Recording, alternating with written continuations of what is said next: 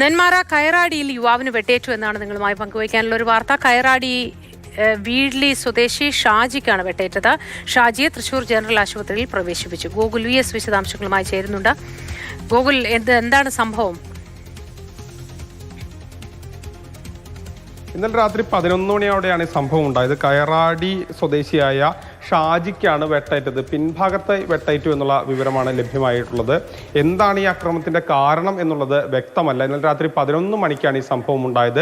Nenmara police അന്വേഷണം ആരംഭിച്ചിട്ടുണ്ട്. നെന്മാറയിൽ അറിയാം, ഇതിനു മുൻപുണ്ടായ ഒരു കൊലപാതകമൊക്കെ കഴിഞ്ഞിട്ടേ ഉള്ളൂ. അതിനുശേഷമാണ് ഇത്തരത്തിലൊരു ആക്രമണം ഉണ്ടാകുന്നത്.